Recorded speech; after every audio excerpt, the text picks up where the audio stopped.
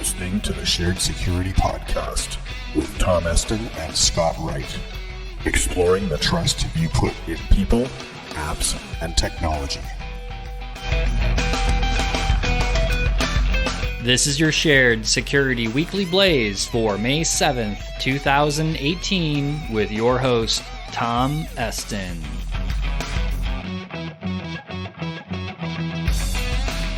In this week's episode, DNA privacy, this week's social media privacy news roundup, and remote car hacking.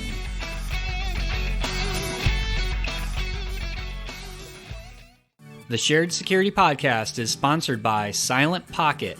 With their patented Faraday cage product line of phone cases, wallets, and bags, you can block all wireless signals, which will make your devices instantly untrackable, unhackable, and undetectable. Visit silent-pocket.com for more details.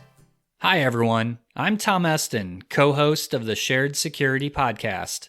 Welcome to the Shared Security Weekly Blaze, where we update you on the top 3 security and privacy topics from the week. These weekly podcasts are published every Monday and are 15 minutes or less, quickly giving you news that you can use. Shoutouts this week to Privacy Alive, Johan, and Tacit on Twitter, as well as Michael and Richard on Facebook for commenting, liking, and sharing our posts on social media. Thank you for your support of the show. Have you thought about the privacy and security of your DNA? Well, recently it was announced that the Golden State Killer suspect Joseph DeAngelo was arrested and is accused of 12 homicides, 45 rapes, and more than 100 robberies that took place in California from 1976 through 1989. Investigators disclosed that the arrest was due to DNA information that was from an open-source genealogy website called GED Match.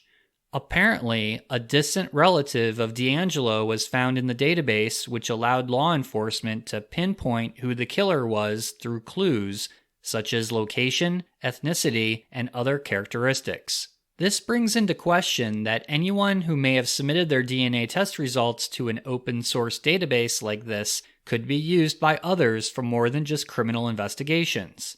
I think it's fascinating that even if you don't submit your DNA to one of these services, people that have some distant DNA relationship to you may already be in a database like this used to locate criminals. This case has set off numerous discussions and debates to review the privacy policies of popular DNA testing companies such as 23andMe, MyHeritage, and Ancestry.com. It's important to note that all of these companies require a court order for law enforcement in order to access DNA records. However, it does not stop someone from taking their own DNA records and importing it into a larger open-source database like the one used to find the Golden State Killer.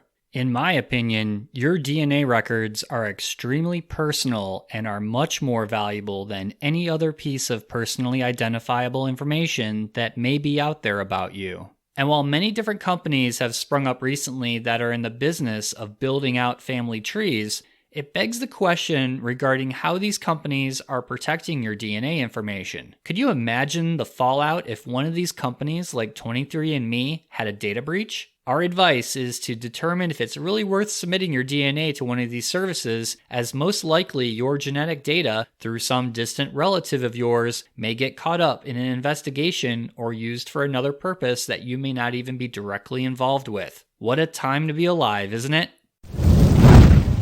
Are you a CISO or information security manager challenged with tracking and managing information security incidents within your organization? If you are, you need to take a look at CSOBox, which is a software appliance built for NIST-compliant management of all types of information security incidents. CSOBox secures and protects sensitive incident data using technology accredited by U.S. federal intelligence agencies and gives your organization an efficient and streamlined process for incident handling. No matter if your business is large or small, we highly recommend the CSOBox solution as it's extremely easy to use, scalable, and a secure way to implement incident handling within your organization. For more information on the CSOBox solution and to schedule a demo, visit CSOBox.com/shared security. That's CISOBox.com/shared security. In Facebook and social media privacy news last week, it was discovered that Twitter also sold data to Alexander Kogan, the researcher who happened to sell the personal information of over 87 million Facebook users to Cambridge Analytica. In Twitter's case, they sold API access to Alexander Kogan's firm called GSR, which allowed access to public tweets from December 2014 to April 2015. One thing to note about this is that Twitter doesn't have very much personal information about its users, unless of course you share that information in your bio or tweets. So this data access, in my opinion, is not very significant. Twitter does sell API access to large organizations quite frequently, so there shouldn't be any surprise that corporations can pay for this level of access. In related news, on Wednesday of last week, Cambridge Analytica shut its doors and officially went out of business. This is no surprise given the massive amounts of bad press, pending investigation from the UK Information Commissioner's Office, and other legal entanglements about to happen to the company. Just be aware that this business was a cash cow for Cambridge Analytica, so be on the lookout for them to start a new company under a different name.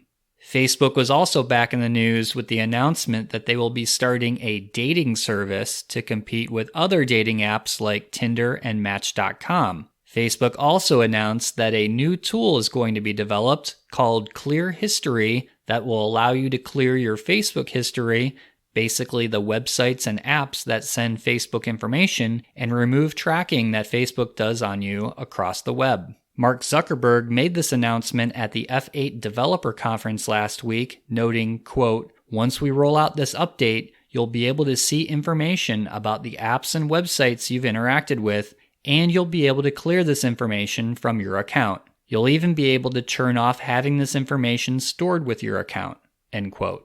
Lastly, it was announced that Instagram will be expanding its anti-bullying efforts by introducing an enhanced bully filter. This technology is powered by machine learning called deep text, which was built by Facebook. Since Instagram is owned by Facebook, they share many of the same technologies across the two platforms. Instagram also stated the new filter will hide comments from attacking a person's appearance or character and alert Instagram to repeat offenders. It's good to see Instagram doing something about the issue of bullying, as this has been a large problem, especially for teenagers that use Instagram within their social circles.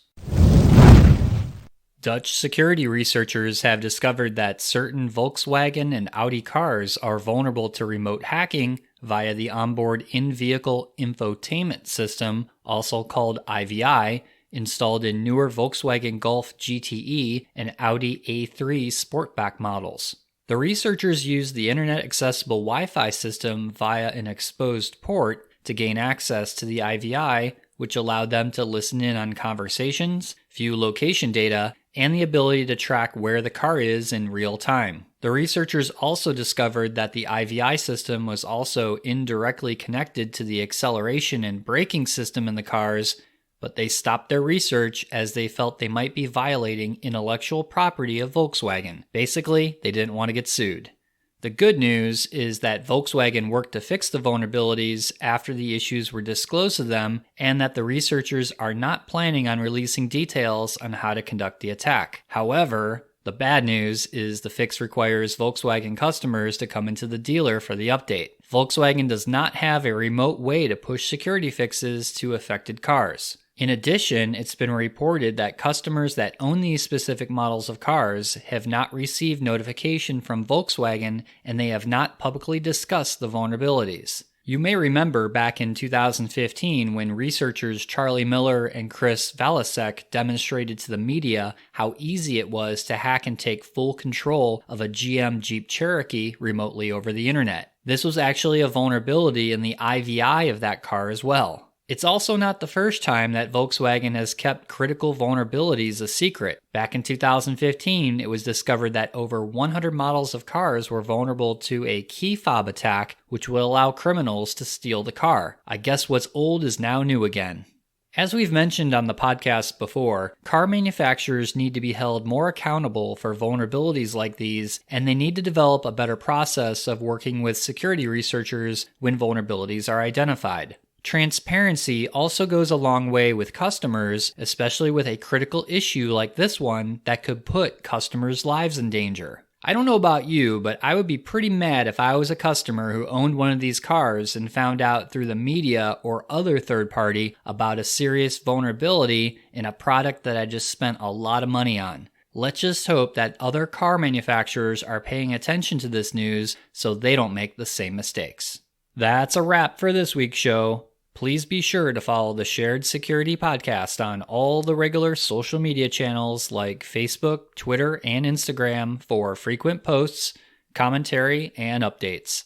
If you have feedback or topic ideas for the show, you can email us at feedback@sharedsecurity.net. First-time listener of the podcast? Please subscribe on iTunes, Google Play, Stitcher, TuneIn, Spotify, or iHeartRadio. Thanks for listening, and we'll see you next week for another episode of the Shared Security Weekly Blaze.